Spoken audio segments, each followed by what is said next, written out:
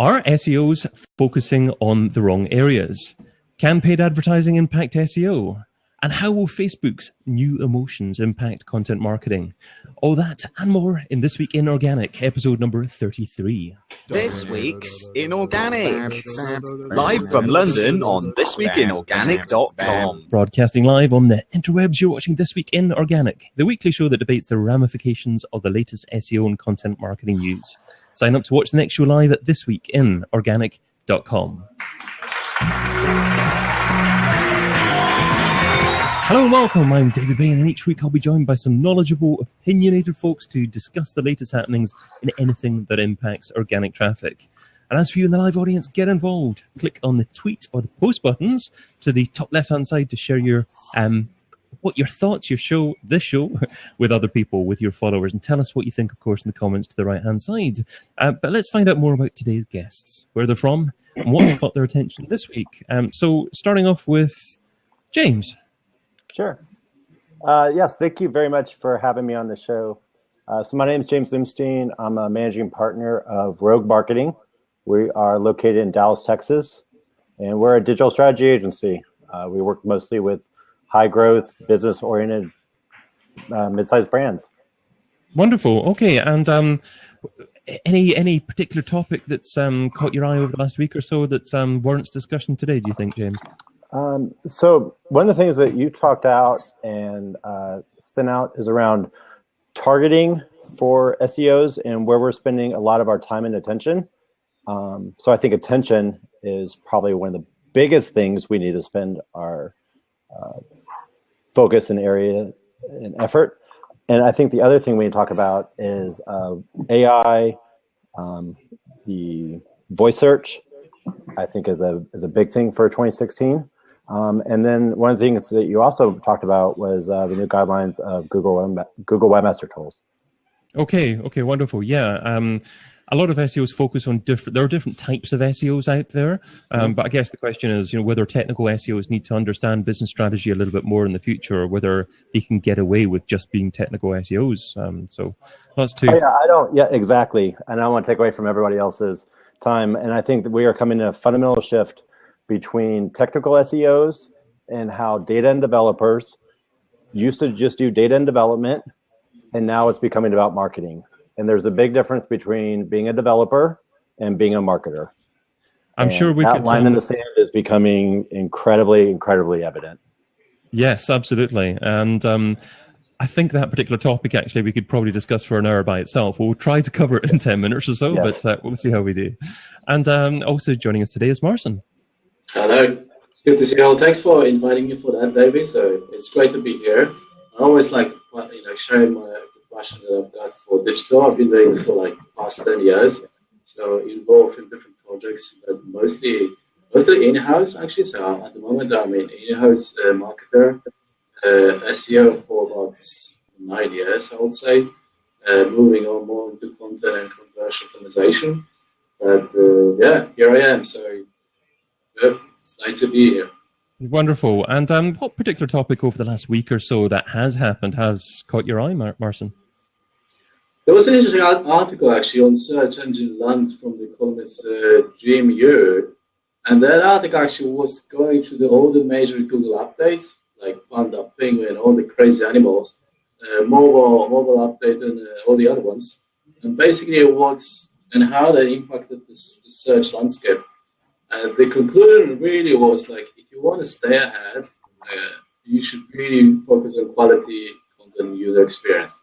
That's we're probably gonna hear over and over again, because that's kind of what it's going to, and that's kind of you just clearly see what the Google updates are just doing to us as an industry. It's just shifting the entire thing into being more like a digital thing. That's it. So that's kind of got my attention this week. And I actually quite like the article as well. Great. Okay. Well, more topics to discuss there. So more people joining us. Nice to see Bill Hunt joining us as well. So welcome, Bill. And also with us today, though, is Gary. Hi, Gary. Hi, everybody. Thanks for having me today. My name's Gary Taylor. I'm the digital director of an agency called TMWI. We're based in Stratford-upon-Avon in the UK, and we've got offices in London. Majority of my time is spent consulting to kind of large FMCG groups, such as Nestle, Purina, and Heineken at a UK and European level. And a major part of that is organic search and SEO, which is actually my background. I think a couple of things that I'm interested in that's been kind of going on recently is the Search Engine Watch article around kind of our SEOs focusing in the wrong areas. And I love the kind of, how artificial intelligence is going to impact on SEO, and the recent BBC article on that. I've got a kind of few opinions of my own there. But particularly with kind of focusing in the wrong areas, I think SEOs do get very carried away with the with the technical SEO side of it, and being very kind of textbook and kind of abiding to Google's guidelines, yet miss some of the very fundamentals of marketing. And we kind of pair that with traditional marketing, a lot of the methodologies used to find audiences and where their interests lie, and how you can create great content to those audiences, almost ignoring all SEO best practices, which actually do benefit the kind of SEO process as part of it. So there are two things that I'd want to particularly talk on today. Lovely. Okay, well, you mentioned strong opinions. Strong opinions are certainly encouraged, and hopefully opposing opinions are encouraged. That's always interesting to have opposing opinions on here. But moving on with the first topic today, and that's an article published yesterday by Dave Lloyd and Search Engine Watch, explored whether SEOs were focusing too much time on technical issues instead of helping to build business strategy that works from an SEO perspective. So, James, are the large part of SEOs focusing a little bit too much on the technical side of things these days? I think the technical SEOs, they have a role to play. They have an opinion, and they understand something that marketers don't get, and how websites works, how the IT side works, and that's important. But one thing they don't get and they don't understand is attention and the consumer behavior side. And so they are a part of the solution, not the solution overall. And how they can interact together and work with that side of the equation, I think is probably more important now than it was before. So when SEOs would come into the equation 5 years ago, 10 years ago, they would walk up to a business owner or a brand and say, hey, I can get you the top of search results. And I would go in and I would add some keywords and I would add some links, and that would happen. But now we live in an attention world, and we live in a connected economy. And that's not necessarily the case. And what's more important is being the right answer possible. And what's more important is solving consumers and consumer problem. And so just ranking number one isn't going to solve that product. And just ranking number one isn't going to get someone over the edge. And I think as technical SEOs don't necessarily always understand that. Wonderful. Okay, we are getting a bit of an echo from you there, James. Just a thought, actually, that can sometimes happen if you have two Blab windows open. Do you want to just check, just in case you've got two windows open on your browser? That could be. Is that better? Yes, it is. Yeah. Yeah, it's better for my end. Yeah. Okay. Good thinking. I was just trying to troubleshoot it in my head there, and we've resolved that. So yeah, wonderful point there, though. I'm trying to think who to come to next. Gary, what's your thoughts on this particular topic? Yeah, I mean, I'm completely in agreement with James there. That don't get me wrong, technical SEO it's a massive part of what we do, and it's a very important part of SEO, and it's that kind of bedrock towards any kind of good rankings. But I think SEOs in general get very caught up with rankings themselves, and with Google kind of extending its products far beyond just listing rankings. I think people who focus on being number one are going to, kind of experience a downfall, in the coming kind of months or years. I think content certainly needs to be planned better. People spend very, very short period of time on Google during their general day-to-day browsing day or week. You know, and as a good SEO should be looking at how people, you know, if we go back to the kind of basics of what, you know, SEO stands for, it's search engine optimization, and you know, Google, Yahoo, Bing, they, you know, then traditional kind of search engines don't actually command, you know, the attention span of consumers. You know, it's a lot of social platforms where people are still searching that also need to be considered. And then you've got things like Amazon and e-commerce search. You know, vast majority, there's a statistic in the Wall Street Journal that in the US, 46% of all users will go to Amazon first before going to Google when searching for a product. And I, you know, question how many brands, particularly in the UK, have considered how their e-commerce search should look, and kind of tying that up with, you know, paid efforts and their overall media efforts as well. So yeah, I think people can get very, very caught up on Google and what Google says and you know, Google's guidelines, but actually there's a lot of common sense approach. And Andy Halliday, I just noticed in the feed a minute ago, had said, you know, SEO is simple. As long as your website's technically set up, it's about offering great user experience and great useful content to meet their needs.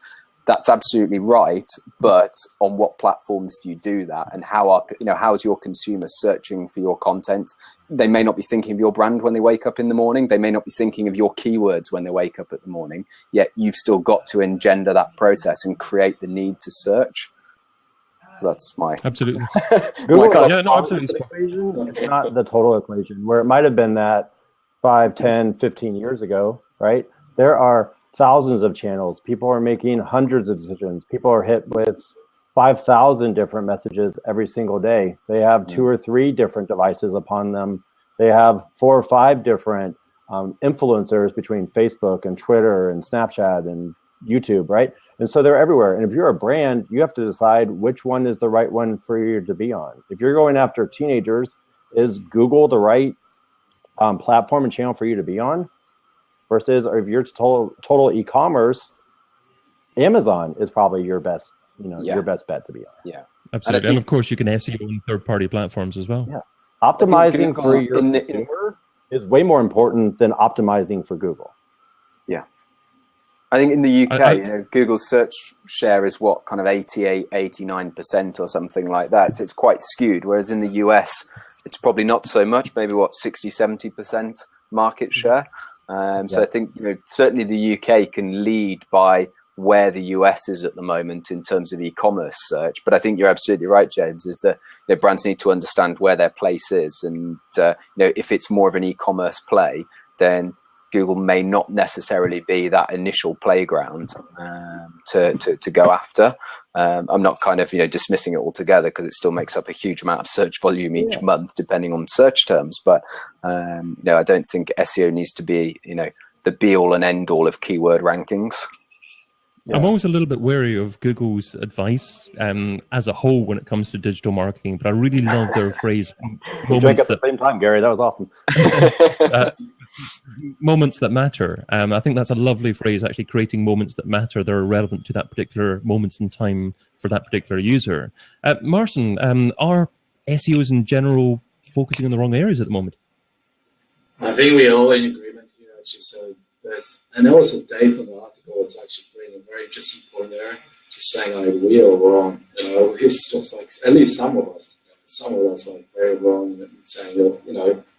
So as often we're sort of chasing the wrong things. You know, like we following all these Google updates, like, and what they're trying to do is just trick us into thinking that actually that's what's going on in search is mainly going to like the quality and sort of going into more like strategic thinking, just rather than just technical, and also looking at like holistic approach, which should basically become more all-rounded with like digital marketeers, instead of just focusing on the like technical aspects. For me, SEO was always like SEO is like a process. It's not like an event, and this is very true to the marketing as well. In general, it's not a single action that happens and that's all, and that's very true also in. What Gary was saying earlier, like technical is fundamentals, yes, but also it's part of the process, basically. So you need to tick the box and move on, and basically don't stop there and look at the big picture. Yeah, absolutely. I like that phrase, SEO as a process. But do you think, though, Marcin, that too many conventional marketers perhaps still think that SEO is a case of you do SEO and then it's done, and then you can actually go and focus on other things after that. Yeah, absolutely. I've seen this all the time. So basically, you've got marketing teams that are actually going to ask, this is SEO stuff, or we're just going to do some keywords and links. They are very often forgetting why the SEO is very much like all-rounded. And what's really scary is basically we know all this stuff. As an SEO people, we all know this stuff. But what about like the stakeholders, the decisions, the buyers?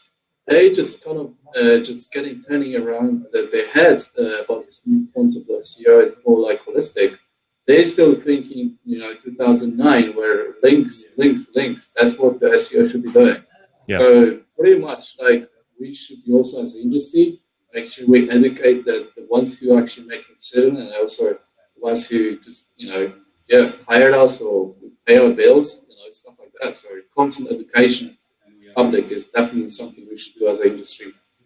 Okay, well, let's move on to topic number 2, which is Can I say Google. one last thing on that before? Okay, sure, go for it. Yeah, so yeah. I think links are important, and I think putting time, energy, effort, resources are important to SEO.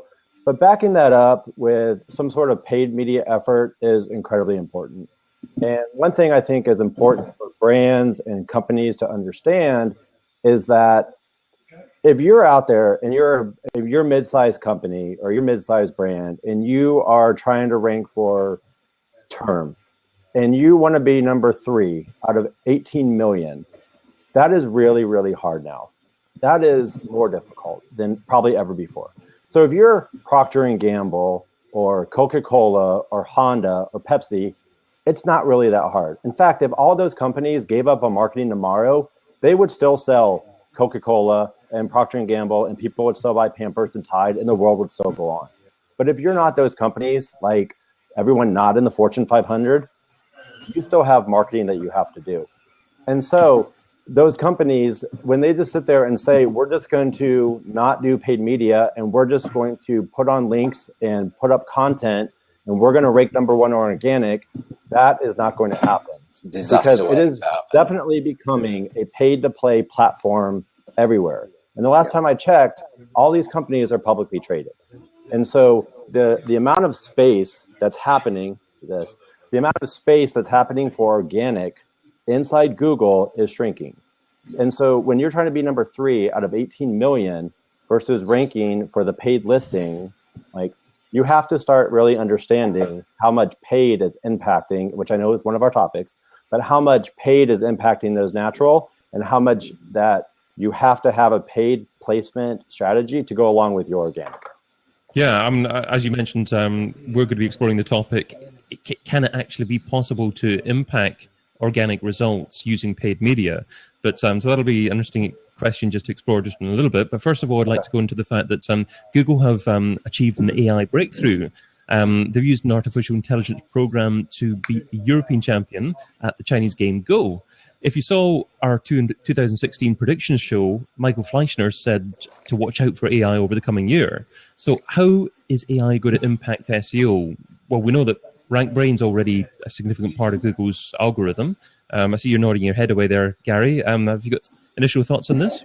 Yeah, I think I don't think we're going to see any initial changes to the SERPs. I don't think visually they'll look any different. I think it's going to be some time before Google changes its traditional kind of listings page.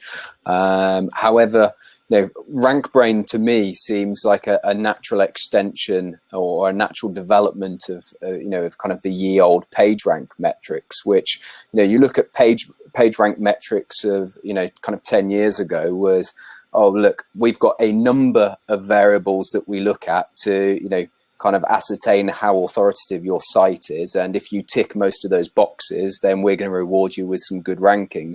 And yes, in some cases that was skewed to, the amount of links that you had, or the amount of, whatever, how many keywords that you had in, your copy and stuff like that. And it was a very raw way of doing it. Whereas Rank Brain is, essentially taking on some sort of machine learning. And I don't know what level, Google have got that to yet, to be able to understand semantic search a lot better and understand the queries that people are actually putting into Google. And I think where it's going to benefit is probably more informational sites to begin with, where, so for example, we deal with Purina Pet Care, where, ranking for best cat food is actually right at the bottom of their priority, because they distribute via retailers in the UK, Amazon, the specialist pet food suppliers and stuff like that. However, when you're searching for kind of health related terms, like a trigger moment where your dog might go into the vet and then he's got a skin condition or something really random like that, that's probably a really bad example, but you're actually asking Google, you're searching to find out, why is my dog ill, why has my dog got dry skin or whatever, then it's having Google understand that and the query you're actually asking, and then returning results that are relevant to your search query. And that's not something you can do with a manual list of kind of page rank attributes. And that's where machine learning, things like latent direct click allocation, or LDA, as other people may know from kind of 5 or 6 years ago, were the kind of fundamentals of where Google is taking that now. I saw some crazy infographic, but middle of last year, I think it was. And it was I don't know whether it was the amount of server farms or I can't remember the metric that it was, but it was the amount of data that Facebook has versus Amazon versus Google. Facebook was in second with 150,000 data centers, something like that. Google was miles ahead with over 1 million.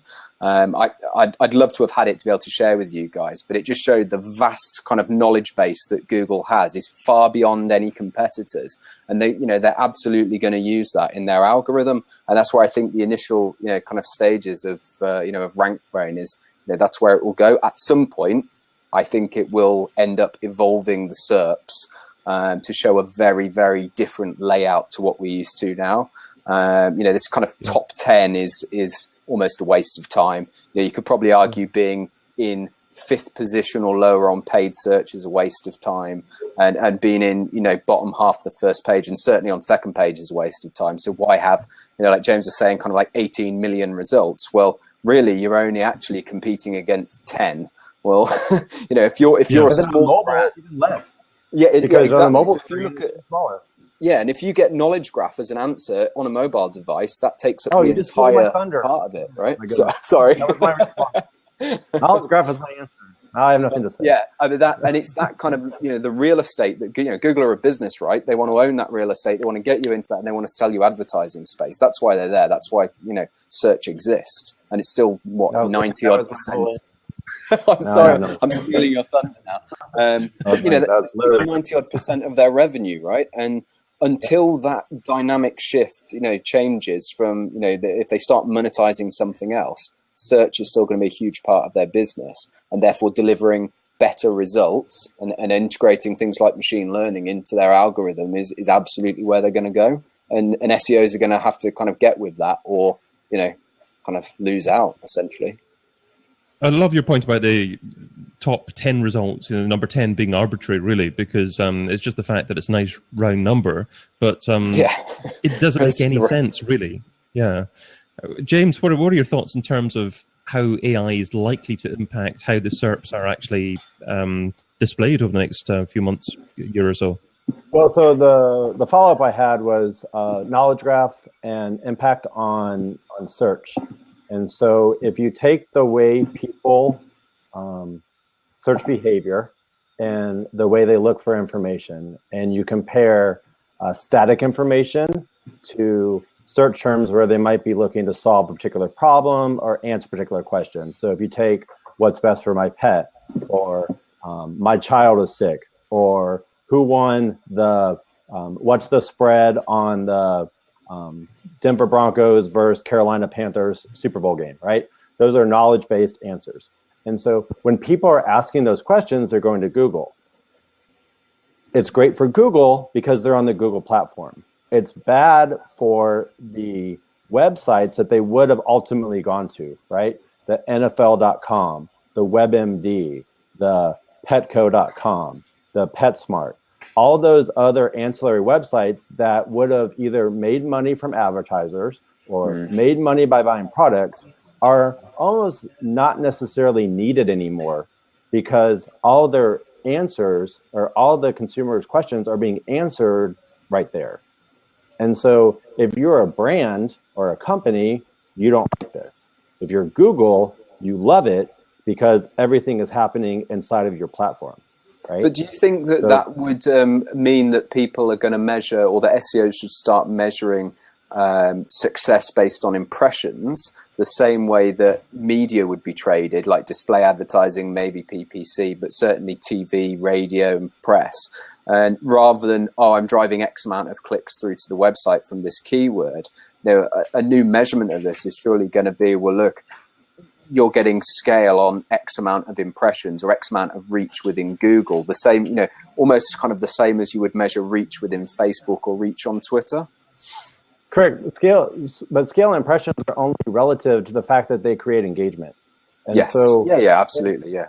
If the knowledge graph response of my child is sick and what medicine should I give them and I know that's a horrible thing on knowledge graph, but if that answer is given on Google and that creates a response and an answer and a click and an engagement, then that's a success.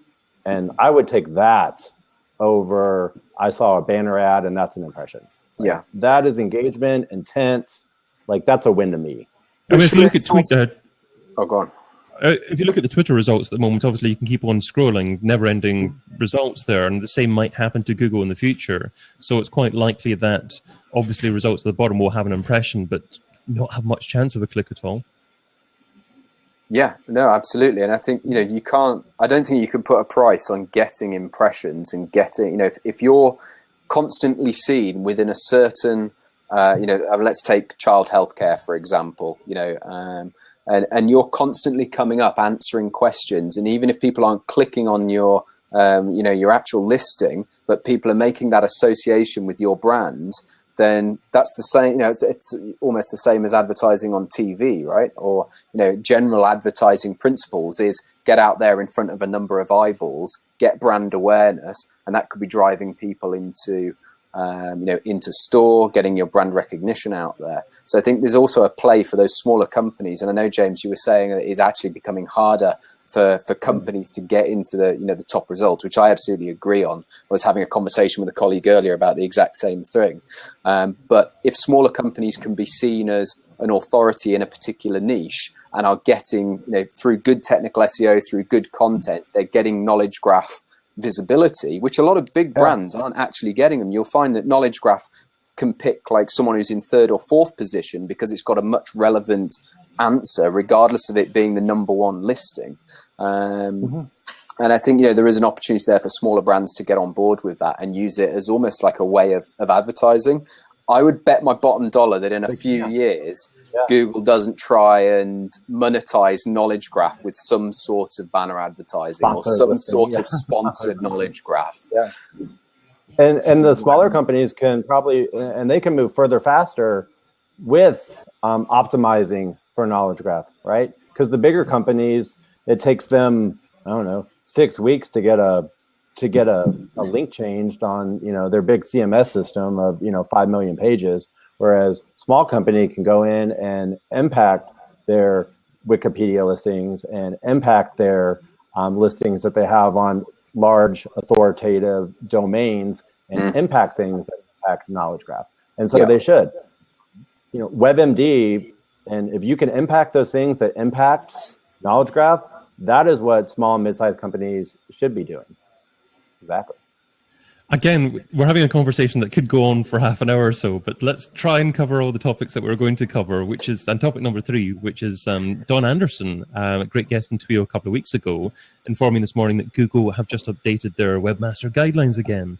But what's changed? And is this something that most SEOs should be paying attention to? Let's go to Marcin first this time. Marcin, when was the last time that you actually went and had a look at the Google webmaster guidelines? Good question there. So I might be wrong here, but I don't think there's any significant change and there's anything there that we should be paying attention to.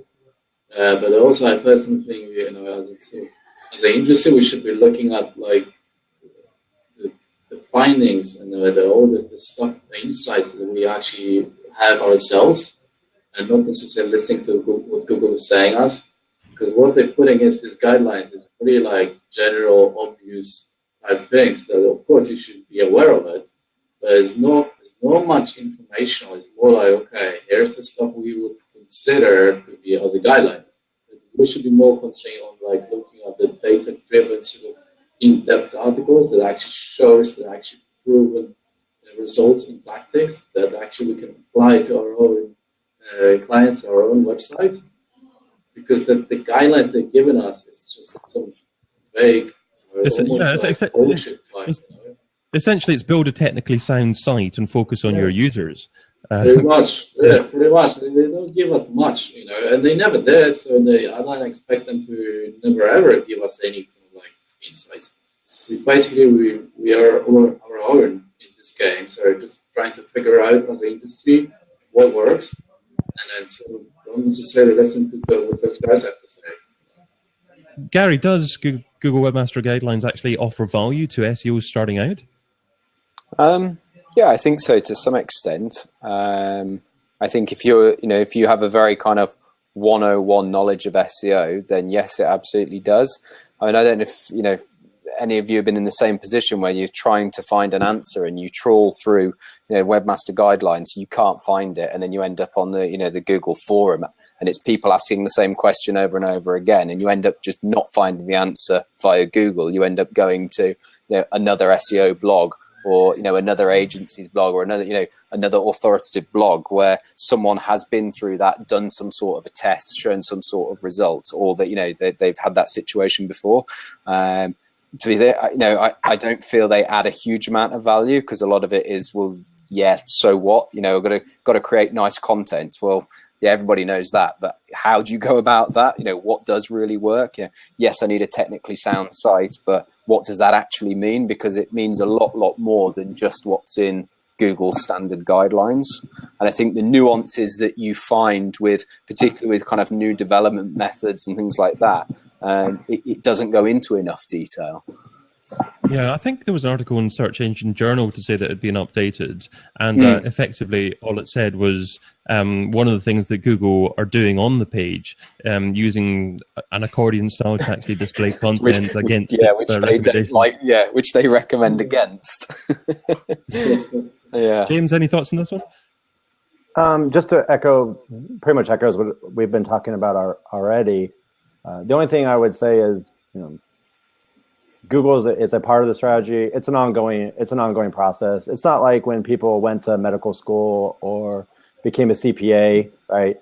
When you're 18, you go to medical school and you go through for your or go to college, go to medical school. At the end, they're like, you're a doctor, and here you go. And you always go back to this one resource, and you look up, and everything you need to know is in this book.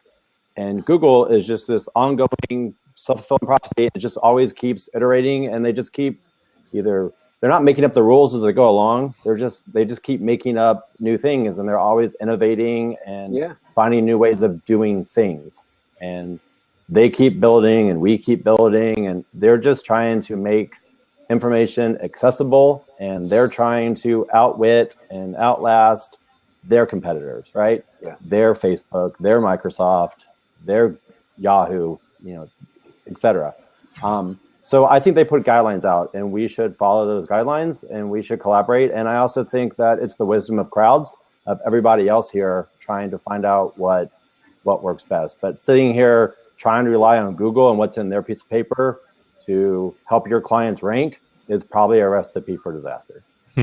Well, talking about Google SERP and the way it displays, coming up we're going to be talking about whether or not Google should be playing politics with its search results, whether paid advertising can impact SEO, and how, if at all, Facebook's emotions might impact content marketing. But first of all, good to see a few comments out there. Got a comment from Stephanie there saying, being able to narrow your focus for stronger conversations is an effective strategy, roll that success into a larger market. So keep the comments coming in relation to the conversation that's going on, and I'll try and read out as much as I can there. But moving on to topic number 4, which is US presidential candidates will have an opportunity to publish directly to Google search results as a special content card. But is this what Google users really want? Should Google actually be playing politics with its search results? I feel that I have to come to James, who happens Please to... don't let me speak for all Americans. The voice of the people who are running on the Republican ticket. So let's just get that out of the way. Okay. I am not a representative of some members who are running on the Republican ticket. Caveat observed. Talk about that real quick. Number one. Okay. Number two, for Google to be involved, they've been involved in politics dating back to, Obama was the first. Well, that was the first election that really involved the internet, really, because iPhone came out in 2007. 2008 was the first presidential election that really grasped the connected economy of iPhone, Facebook, etc. So if you remember back then, they had YouTube was when they used. YouTube was involved in the 2008 and a little bit in 2008, mostly in 2012, and now again in 2016. So Google is a media company, and so much the same as Fox and CNN and MSNBC, like they're all media companies. And if this is an opportunity for Google to be in front and sell more advertising and have placement, that's what everyone else does. And if they are influencing decisions, no more the same than CNN is influencing or Fox is influencing. Do you think Google can play a truly platform? Do you think Google though can play a truly kind of politically agnostic role? Whereas someone, I don't know the kind of political stance of media owners in the US, but I can hear myself repeating now. Yeah. You don't have multiple Gary, do you?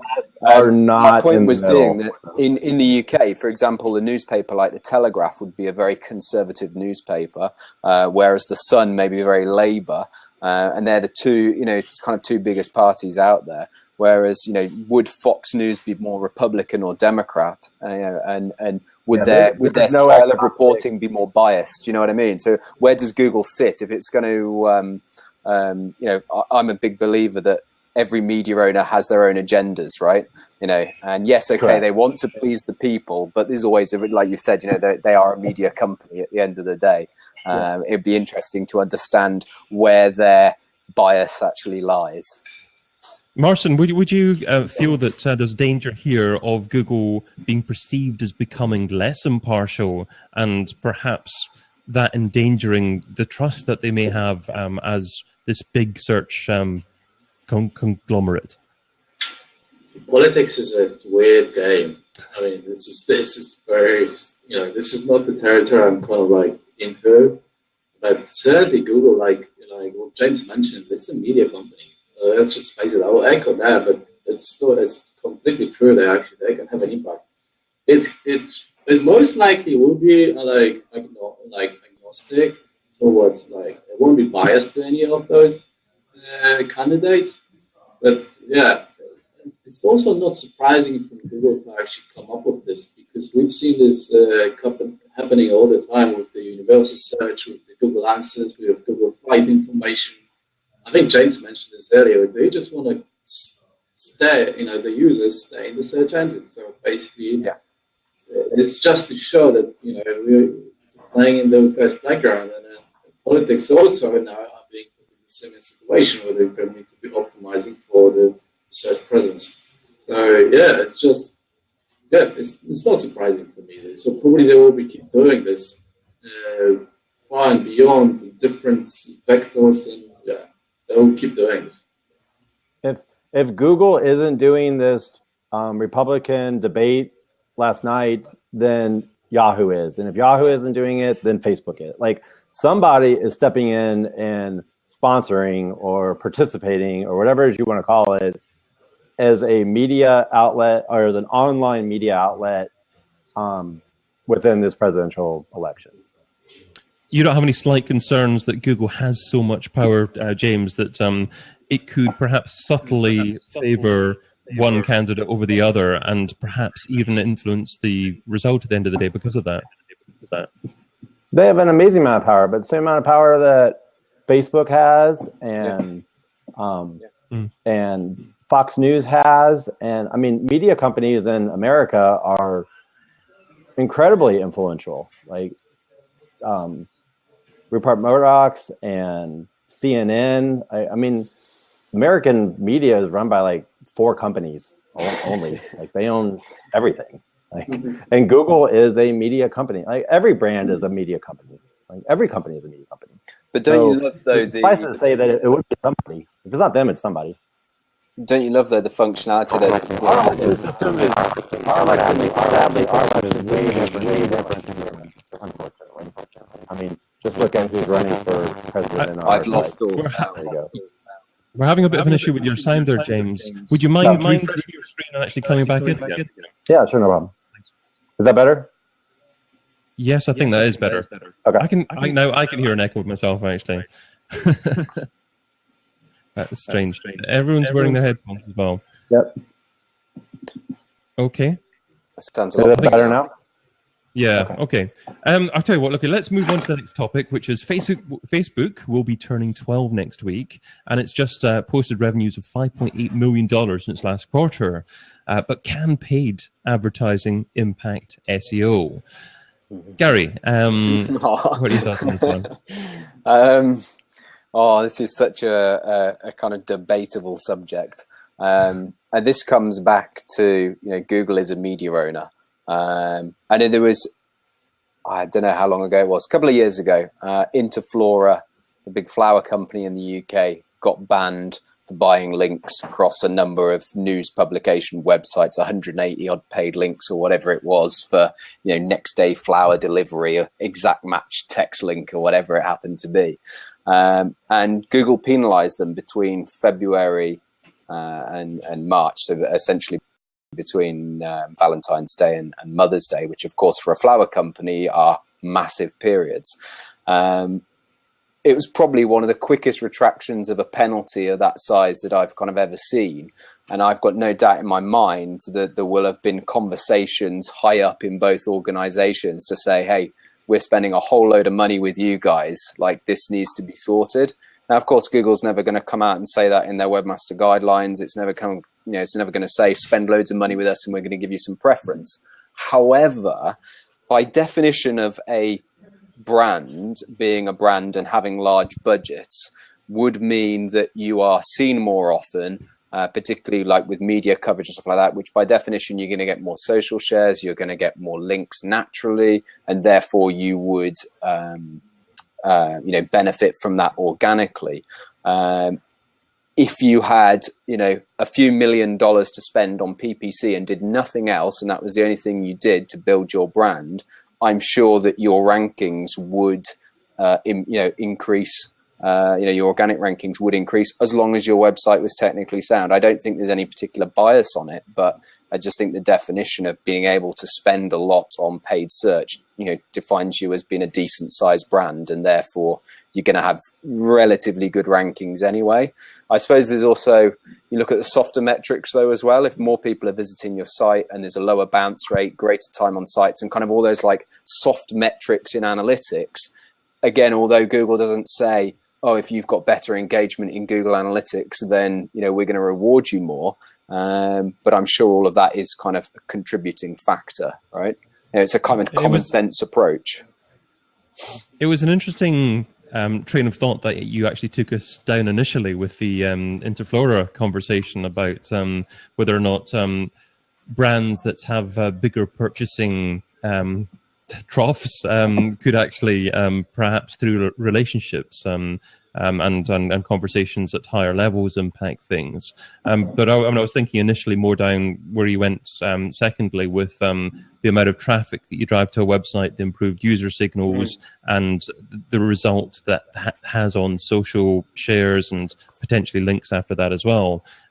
What about yourself, James? Do you think that paid can in the long run have a decent impact on SEO? I think to Gary's point, if you're spending a lot of money on paid media on a continual basis, not just a one-off, like you did a campaign and then you stopped, but if you have a continual paid media effort ongoing of substantial size, then you are probably a large company, which means you have a large website with lots of pages, lots of traffic, lots of referral sources, and then inherently you have a large pool of pages that Google can see versus small company, 500,000 pages, no real authority compared to the large brand in their space that's trying to rank number 3 out of 18 million. And I just think it's a tougher hill to climb. Like, you know, everybody thinks that the small little company and the small little website's going to compete against, the big global, company. And just like in life and just like everything else, like it's really, really hard. And everybody wants to have the 30-second spot in the Super Bowl, and not everybody can. And everybody wants to be at the top of Google organic listings, and not everybody can, right? Everybody wants to have the primetime television spot on TV, and you can't. Only a couple people can. And why would it be any different on NBC or Fox or CBS, which are outlets that people go to for information? Why would that be any different than showing up on Google? How are those two, like, they're the same? Like, I'm going for information, I'm going for access. Why would people think it's free to rank on Google and be number 3 to find information? And why do they not expect the same thing if I want to be on the Super Bowl for people to see my information? Talking about the Super Bowl, I also was reading this week that a lot of big brands are advertising on Snapchat during the Super Bowl as well. That could be quite interesting to see how that pans out, because that's certainly a social platform that's hockey sticking at the moment. Yeah. If you're listening to Gary Vaynerchuk, that's his thing. In 24 months, like, that's coming. He must have shares in Snapchat. Marcin, what are your thoughts on this particular topic? Paid advertising, can that potentially have any significant impact on SEO? Absolutely, yes. I would definitely sort of agree with what you guys said earlier. And then when you look at more like practical sort of like day-to-day operation, when you have a site that actually is supported by the paid channels, you can actually see the nice correlation between the actual SEO impact they may have. So when you have a blog or any other sort of content media, you put it out there and you drive tons of traffic that are actually to that particular page of the site, it's kind of, you can naturally see that they're just showing up higher and higher as the more money is being thrown at it.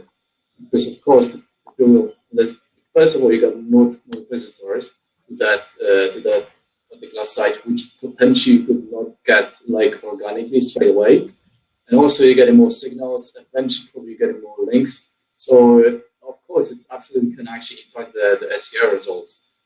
Towards the end, when it's actually continuously spending, like James previously mentioned, you should continue spending it and not just treat it as a one-off campaign. So practically, yes, it does seen it. And I've seen it actually in Middle East. We did the actual, towards the other sort of, recently we started promoting much more on Facebook and driving people to the site, and we're actually seeing the good correlation between the actual social signals and how that plays in the actual rankings. So yeah, absolutely. Yeah. Okay, it's great to see lots of SEOs joining us here on this live blab.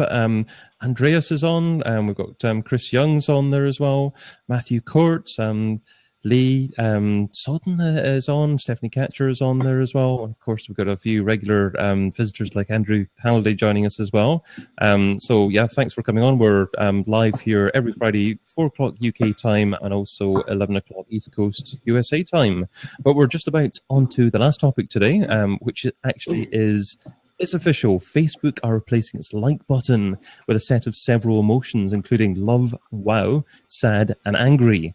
But is playing with their special like recipe for success going to actually be a recipe for the future? I'm trying to have a look to see who seems to be excited about this particular topic. We'll go for Marcin first on this one. What are your thoughts on this one?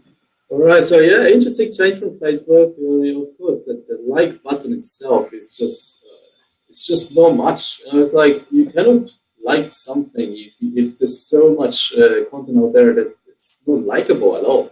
So if they're going to introduce some more like different type of engagement they can have, what's going to give us as a market is overall is better understanding what type of content people actually would like and actually are engaging with, and that's going to give us more insights. So as part of the Google Insights, Facebook Insights, you can actually check what sort of engagement people are having and what type of engagement they're having. So what we're going to potentially have going forward as the next step is sort of like the much more meaningful interaction that people might be having with different type of content on Facebook.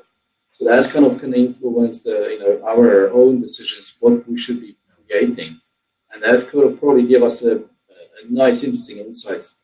So that I would probably look at this way from my point of view, from user point of view.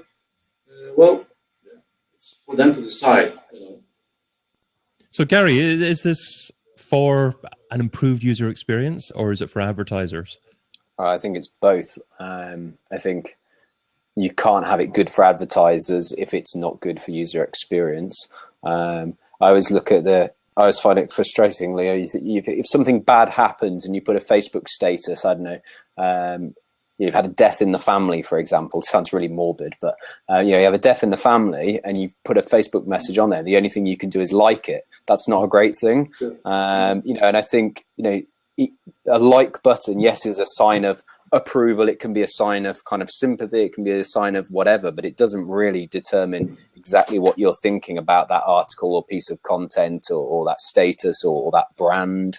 And I think that, being able to split that out into, other kind of expressions is very valuable. It'd be really interesting to see the split then of how many people actually like something, or whether what emotion they're actually conveying when they read something or see a brand. I think you'd get some very, very rich data sets, and that could even be let me target people who don't like Coca-Cola and have actively said they don't like them, rather than proactively liking them or something like that. So I'm all for it. It'd be a shame to see the like button disappear if that is the case, but it's almost like the evolution of emojis over the last few years. Who doesn't write a WhatsApp message or a text message or a Twitter thing that without a thumbs up or a smiley face or a piece of poo?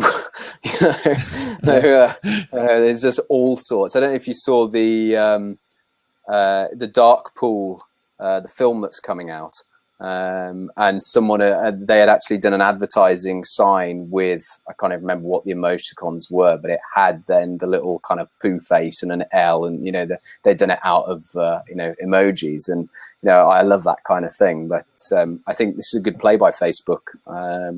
I think the more data they can get about how people are interacting with brands, the better. And I don't think they're kind of messing with their secret sauce at all. You don't think by getting rid of the thumb, if that's what they're going to do, that's too closely associated with them as a brand at all, and that has the potential of being negative? Have they actually confirmed they're going to be getting rid of it, or is it a consideration to say they're just going to add further options? Well, I believe I've seen icons of what the new set will look like, and it begins with like, but it doesn't appear to. But not the thumb. Yeah. We'll see how it evolves. I was just trying to think now. What does Facebook actually have for the like button now in your feed? Oh, yeah, it does have the thumb, doesn't it? I don't. Yeah, I mean, I think it is synonymous with the Facebook brand. Is it the be all and end all? I don't know. I mean, there was a period when everyone was saying, "Oh, why don't we have a dislike button? I wish there was a dislike button and a thumbs down." I don't think it would, be the be all and end all for them at all. Well, Stephanie's got a good point in the chat. That's happy to smile or 7 in the chat. The thumb doesn't translate worldwide necessarily, so that's a good point. It may work well in a lot of countries, but not necessarily every country. So perhaps they're trying to think of what does work on a global basis. James, I don't think we've come to you on this one here. Would you get excited by analytics that you could actually see behind these buttons? As a digital agency that works with brands and creates paid media campaigns, I would. because it creates another layer of behavior, and it creates another targeting opportunity. For Facebook's, if I sat in Facebook's seat, I'm happy because it creates another engagement. And instead of just showing impressions, hey, look how many people came through our site and didn't do anything, versus look how many people had the opportunity to now click a button, and then within that button, choose from 5 different things. I'm happy there, right? Because then they can show their advertisers, these people did something on our site. They clicked like, didn't like, et cetera, et cetera, et cetera. And then the third thing is, this is our reality of how people communicate. You can't find between a 6-year-old and a 65-year-old who haven't started communicating through emojis. Like, this is the world that everyone seems to live in. I have the most technologically unadvanced wife ever, like not even on Facebook. And she goes through and has this little emoji thing and sits there and talks with her friends. And all they do is spit emoji text back and forth with each other. Like, it's the craziest thing I've ever seen in my entire life. I also have a 14-year-old cousin, and that's the world they live in. I also saw a Sports Center, ESPN Sports Center ad on television with Coach K and a former Duke player who were sitting there communicating by emoji. And so this is 2016. And so if we're talking about marketing in the world, marketing in the year that you live in, like, this is a good play by Facebook for targeting opportunities, engaging people in brands, the ability to segment, and giving people a platform to be able to talk to and communicate with their friends on Facebook, how they talk to and communicate with outside of Facebook. So maybe it's Facebook reflecting how people are communicating outside Facebook, and not Facebook that are. They're giving them the reality and the choice. They're giving them the choices that they use outside of Facebook on other platforms of texting, etc. Great. Oh, well, wonderful conversation today. I reckon that just about takes us to the end of this week's show, though. Just about time for a single takeaway and some sharing and find out more details from our guests. So shall we start off with Gary? Caught me off guard there. I think a good takeaway would be, in terms of content for your brands, is understanding more about your consumers, particularly in the UK, understanding more about your consumers' media consumption patterns. You can do that via using Experian Mosaic profiles and then overlaying with target group index data from Kantar Media. It's called TGI. And then you can get lists of websites that people browse, their propensity to purchase certain types of products. And I think there's a lot more rich data you can get. I think technical SEO is a given, and you should have a technically sound site, because if you don't, Google won't look after you anyway. But I think people need to put more effort into content and addressing the intent of their audience and the interests of their audience. Wonderful resources. Thanks for sharing that, Gary. Where's the best place that people can get hold of you? On my Twitter. I'm on it all the time, and on my email address. So my Twitter handle is @GaryPTaylor. My email address is gary@gtc.uk. Wonderful. And also, Marcin, what would you say is the biggest takeaway that you would leave people with today? Well, the biggest takeaway I sort of learned today is just apply the strategy that actually applies, that's applicable for 2016, because the game is changing so fast. Essentially, you need to be more agile in the way you kind of approach marketing, and essentially just be more proactive in terms of what you're testing, what you're trying out. And there's so many things are changing, and so much stuff that actually Google is coming up with. You should be much more agile in the way you approach marketing, and also be more strategic and all-rounded as an SEO person. No, and it's going back to the point we have earlier in terms of being wrong. As well as an SEO more false. So it's definitely something to keep in mind, that you should be more all-rounded and also be more agile as a SEO. Good advice to be agile, because any advice specifically that you may give people now in January 2016 might not be applicable in December 2016. So you need to be adaptable. And where can people get hold of you, Marcin? I think the best place will be Twitter, and also I'm pretty easy to find, so if you just Google my name, or you can find me anywhere. I'm quite active on LinkedIn as well. So you can sort of find me there as well. Yeah. So it was great to join today. So thanks for having me. Great to have you here. Yeah, thanks for joining us. But also with us today was James. James, what are your final thoughts for today? So my final thoughts are around attention and understanding that companies and brands are fighting for attention, probably more so now than ever, and will continue to do so. So we're always fighting for attention, understanding and the harsh reality of being the number 3, 4, 5 result out of 18 million. And just because Google is an option doesn't always mean it's the best option for us, right? And so there's 1,000 different channels out there. And we need to, as SEOs and marketers, learn that there's 1,000 things out there we can do, but we really need to concentrate on the top 3 to 5 that make sense.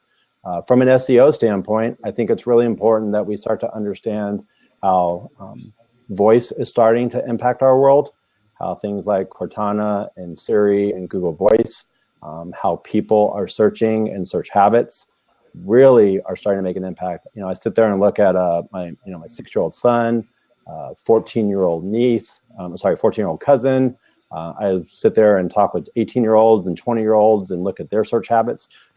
These people who are going to have the purchasing power in the next 4, 8, 10 years, what they're doing and how they interact and how they engage, completely different than how us on this video chat engage and the world that we live in.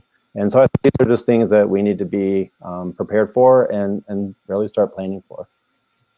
Wonderful advice. And where can people get hold of you, James? Sure. So my Twitter is @JLoomstein. And then for Rogue, you can follow @RogueThink on Twitter.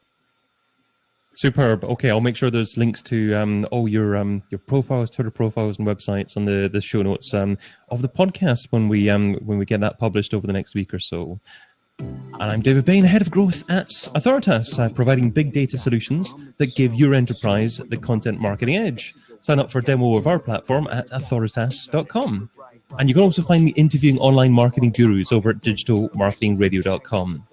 Now, if you're watching the show as a recording, remember to watch the next show live. So head over to .com and be part of the live audience for the next show.